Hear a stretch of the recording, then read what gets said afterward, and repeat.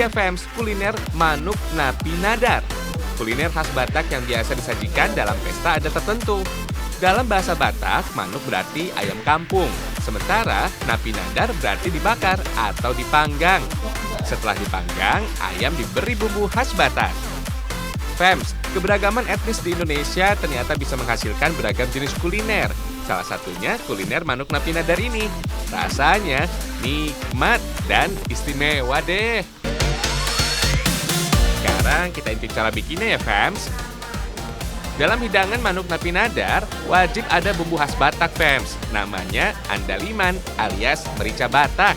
Bukan cuma di Sumatera Utara aja, Fems. Andaliman ini ternyata juga populer di Asia sebagai bumbu masak. Biasanya andaliman tumbuh di wilayah pegunungan gitu. Selain andaliman, asam jungga juga wajib ada. Jenis asam ini menjadi ciri khas di masakan Batak, Fems. Kalau makan makanan khas Batak, bumbu tadi nggak boleh lupa ya. Cukup mantan aja yang harus dilupakan. Hihihi. Wait, Fems, sebelum diolah, ayam harus dilumuri garam untuk memusnahkan aroma amis dan menambah cita rasa masakan.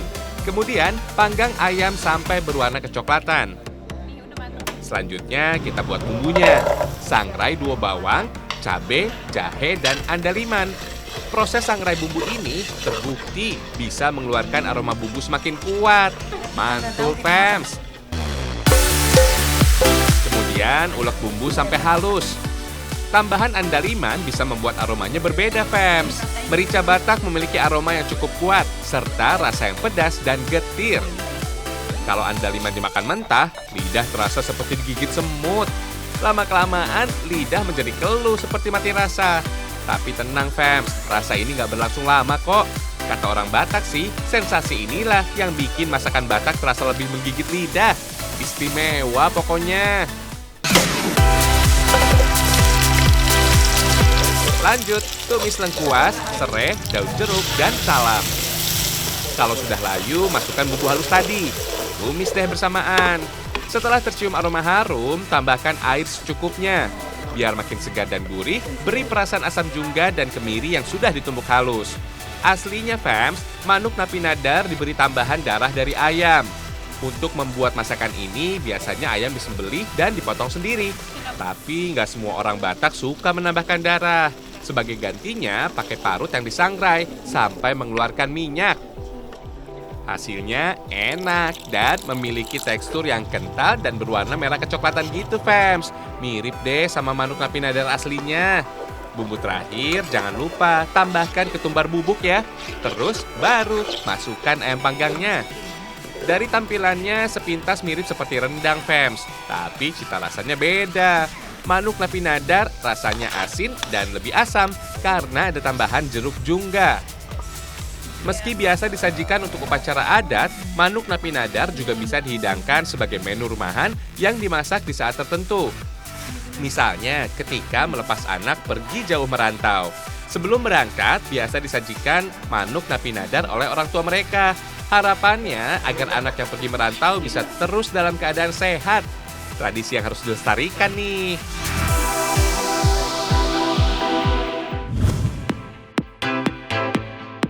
Menu Nusantara garam asam lele ini rasanya nikmat dan otentik banget, Fems. Kalian bisa jumpai sebagai hidangan khas masyarakat Ngawi, Jawa Timur. Untuk pembuatannya, bumbu simpel kok. Siapkan bawang, tomat, dan bumbu halus lainnya. Lanjut, ikan lele digoreng sampai teksturnya renyah. Oh iya, masyarakat Ngawi masih terbiasa memasak dengan pawon di dapurnya. Selain ekonomis, mereka percaya proses memasak secara tradisional ini bisa membuat cita rasa masakan makin sedap. Lanjut, tumis bumbu halus dan tambahkan santan. Setelah mendidih, bungkus dengan daun pisang dan kukus selama 40 menit, Fems. Beuh, mantul!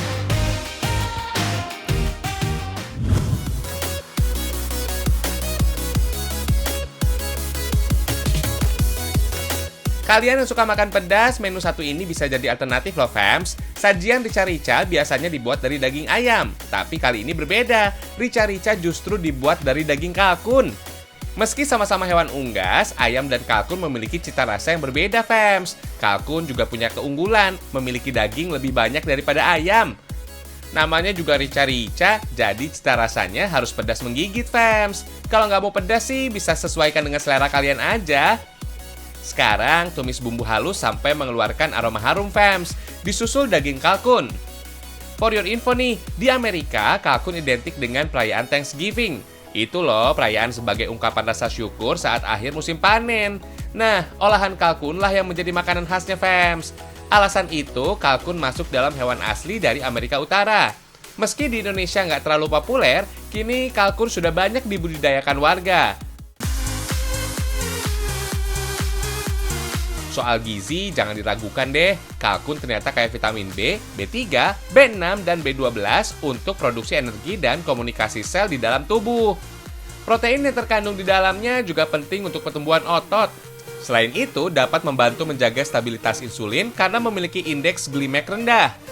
Nggak usah khawatir dengan kadar lemak dan kolesterolnya ya, fams. Kalkun memiliki lemak yang relatif sama dengan ayam kampung. Kita juga bisa loh menekan kadar lemaknya dengan cara memanggang kalkun dalam oven sebelum diolah kembali. Jumlah cabai yang banyak dalam olahan kalkun juga dapat menekan kadar kolesterol loh, fams. Maklum, cabai mempunyai kemampuan untuk memicu kerja jantung, sehingga kolesterol dapat ditekan. Istimewa kan? Hihihi.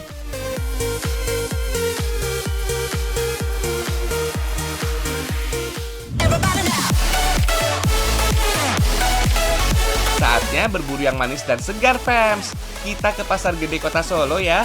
Di sini ada es dawet Telasih Budermi, favoritnya Pak Jokowi nih, fams. Katanya sih racikan es dawet ini sudah ada sejak tahun 1930. Wih, legend nih. Es dawet yang sudah dikelola oleh generasi ketiga ini berbeda dengan es dawet dari Banjarnegara yang berisi dawet hijau, santan, dan gula merah saja.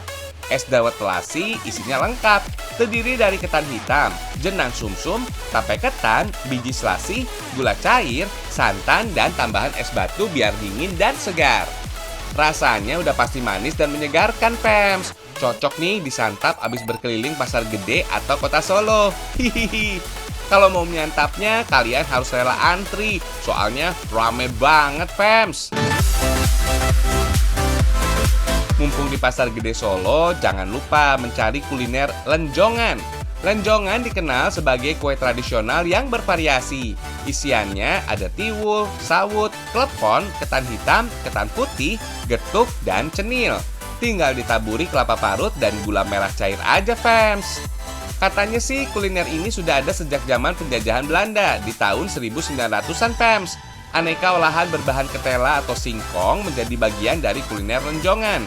Awal mulanya tak lepas dari penderitaan rakyat di zaman penjajahan yang hanya bisa mengkonsumsi singkong dan mengkreasikan berbagai macam makanan.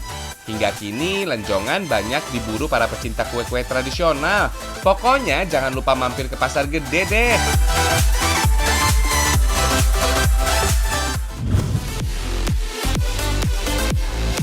Kuliner berempah ini favoritnya orang Bugis, fams. Namanya nasu popo. Bahan utamanya potongan daging ayam kampung yang disiram dengan air asam jawa. Kalian juga boleh kok memakai air perasan jeruk nipis, fams. Kedua jenis asam ini dipercaya bisa menghilangkan bau amis, serta mudah memecah serat daging supaya gampang empuk. Kemudian buang air asam dan cuci bersih deh. Lanjut, tumbuk garam, merica, jahe, dan bawang. Rajang halus lengkuas ya, supaya mudah matang ketika dimasak. Lalu campur daging ayam, fams. Tambahkan juga serai yang sudah diiris tipis dan bumbu halus. Jangan lupa tambahkan santan dan tinggal dimasak deh. Fams, butuh waktu sekitar 2 jam untuk memasaknya. Jangan lupa aduk supaya nggak lengket dan gosong. Ciri khas nasu popo dimasak sampai santan menyusut dan mengeluarkan minyak, fams. Oh iya, menikmati nasu popo biasa disantap dengan soko. Itu tuh beras ketan yang dikukus tanpa santan, fams. Waduh, nikmat.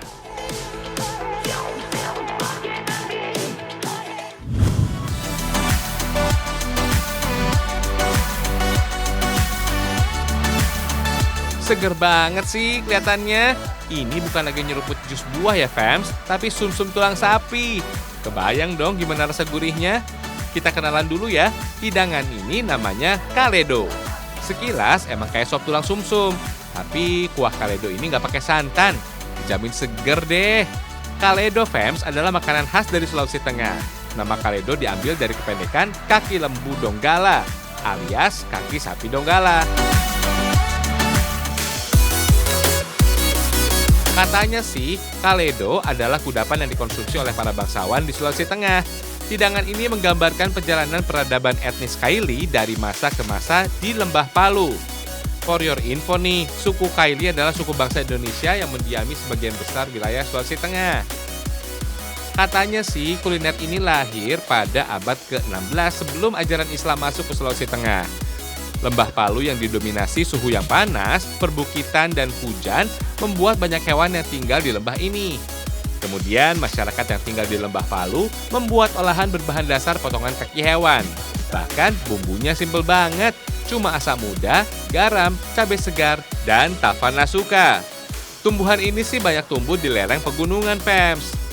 Sejak masuknya ajaran agama Islam ke Lembah Palu, maka kuliner ini hanya memanfaatkan kaki sapi saja, Fams. Arena menjadi jamuan para bangsawan. Para tamu dibagi menjadi 3 kelompok berdasarkan status-status mereka. Untuk para raja dan petinggi kerajaan, jamuan dimakan bersama raja dijamu dalam ruangan rumah. Sedangkan punggawa kerajaan, jamuan berlangsung di teras rumah. Kalau rakyat biasa sih, jamuan makan berlangsung di halaman rumah. Oh iya Fams, untuk menghilangkan bau amis kaki sapi, tulang kaki harus dibersihkan dari kulitnya. Kemudian tulang dimasak ketika air sudah mendidih. Proses masak ini butuh waktu sampai 8 jam supaya daging kaki sapi empuk dan mudah dikonsumsi. Karena sekarang udah ada teknik presto, masaknya cuma butuh waktu 2 jam aja. Lumayan cepet deh Fams. Cara masak orang dulu dan sekarang juga berbeda Fams. Kalau dulu juru masak mengolah 1 potong kaki sapi secara utuh. Kalau sekarang sih kaki sapi dipotong-potong terlebih dahulu sebelum dimasak. Pada masa kerajaan dulu, Kaledo juga disajikan dalam wadah yang disebut dulam panganggu. Kemudian Kaledo disantap dengan kasubi atau loka pagata Fams, alias singkong kukus dan pisang kepok. Kalau mau disantap pakai nasi juga boleh kok, sama-sama enak dan kenyang.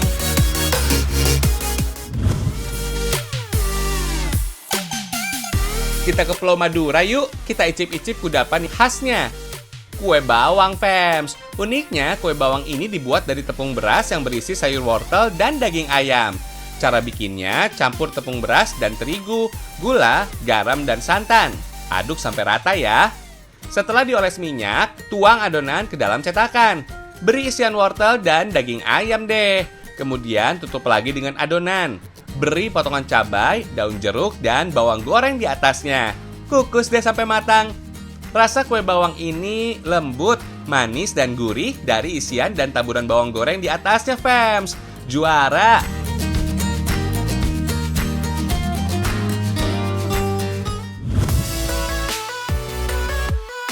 Selanjutnya ada kudapan tradisional dari Banten, Fams. Kalau umumnya berwarna putih, apem yang satu ini sih dikreasikan dengan berbagai warna. Warna putih pada apem sebenarnya berasal dari tepung beras hasil fermentasi. Kemudian adonan diletakkan daun pisang, lalu rebus selama 15 menit. Setelah matang, kue apem khas Banten ini disajikan dengan gula merah cair yang disebut dengan kinca. Apem memiliki cita rasa khas tape karena adanya proses fermentasi, Fams. Kue ini biasanya disajikan untuk perayaan besar atau acara hajatan seperti pernikahan dan hitanan.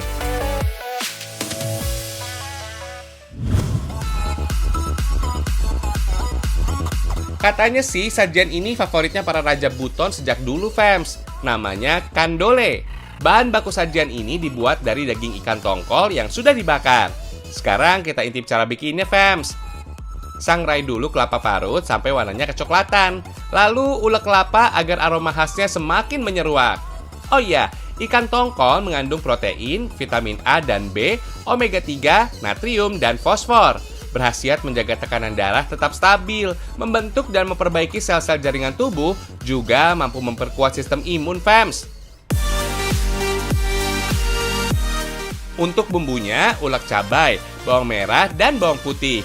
Tambahkan merica ya, kemudian campur bumbu dengan daging ikan dan kelapa sangrai. Aduk sampai tercampur rata. Kemudian cetak adonan dan padatkan. Siap digoreng deh. Eits, sebelumnya celupkan ke dalam kocokan telur supaya adonan tidak mudah hancur. Tinggal goreng sampai berwarna kecoklatan, Fams.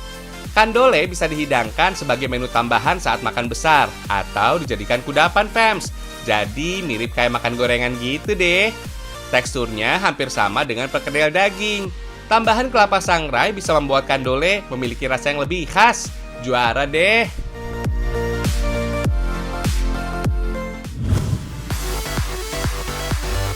Ini dia alat tradisional yang bisa membuat masakan khas Ngawi semakin luar biasa.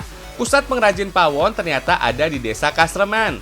Bagi warga setempat, membuat pawon sudah menjadi warisan nenek moyang mereka. Selain menjadi sumber mata pencarian, proses membuat pawon sangat beresiko loh.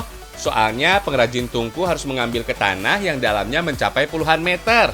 Pada kedalaman inilah terdapat lapisan batu padas sebagai bahan baku membuat pawon. Katanya sih, usia lubang gua ini mencapai 5-35 tahun. Lorong di dalamnya cukup panjang dan berkelok-kelok. Bahkan ada yang membentuk ruangan layaknya kamar-kamar.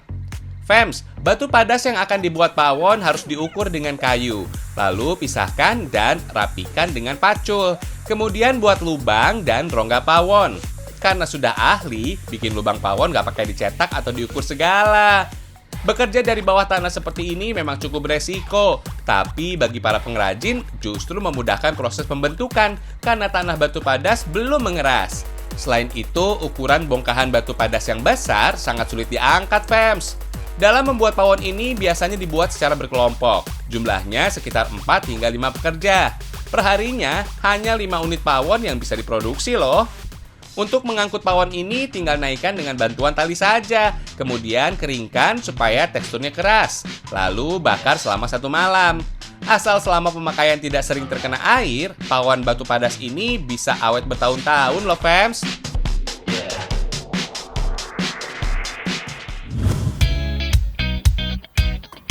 Ayo fams, ikut dalam keramaian tradisi Tagak Rumah. Kegiatan ini biasa digelar oleh masyarakat Kabupaten Kerinci Jambi. Intinya sih, tradisi ini dibuat sebagai acara syukuran untuk mendirikan rumah kayu.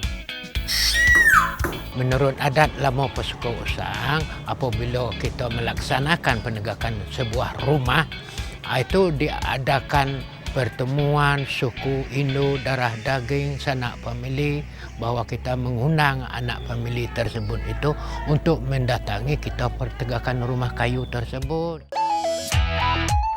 Acara ini diawali dengan prosesi tabing malu. Para kerabat yang lebih dulu datang membawa kain untuk dipasang di antara tiang kayu yang didirikan sampai menutupi semua bagian, fams.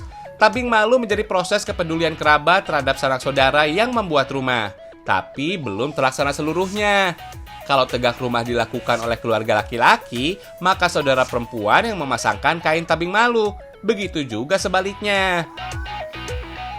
Kalau rumah gedang tidak diuni, kalau mayat terbujur tidak dikapat atau diselimuti, berarti malulah anak jantan atau anak betina. Itulah hikmahnya kain yang terbentang di alam belai tadi. Kaum ibu biasanya membawa sekantung beras dan uang, fams. Jumlahnya tak ditentukan untuk membantu orang yang punya hajat.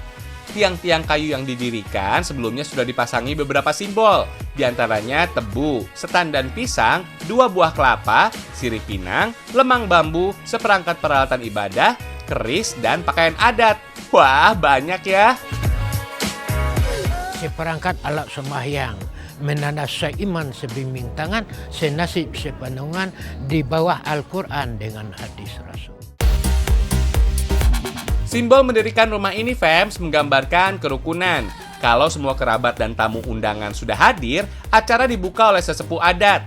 Lalu berdoa untuk kebaikan bersama. Selanjutnya, kaum ibu langsung berebut mengambil pisang yang tergantung di atas tiang. Seru banget kan, fams? Giliran kaum bapak beraksi nih, fams. Mereka beramai-ramai berusaha menegakkan tiang rumah yang dibangun. Tiang pertama yang didirikan adalah tiang bagian tengah. Biar nggak roboh, langsung diberi pasak atau dipaku. Lanjut, tiang sebelah kanan. Kalau beramai-ramai, pekerjaan berat menjadi ringan. Eits, belum beres, fams. Tiang terakhir harus berdiri juga nih. Ayo, semangat! Kayu yang dipasang harus pas di atas pondasi ya. Kalau meleset, tiang bisa roboh, fams. Kalau semua tiang sudah berdiri, sambungkan dengan palang kayu agar posisi tiang saling memperkuat. Beres deh! tinggal ramah tamah dan makan-makan aja, Fems.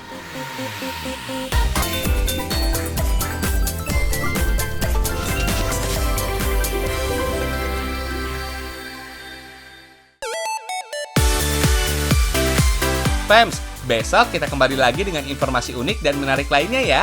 Ragam Indonesia, satu Indonesianya, berjuta kekayaannya. Sampai jumpa.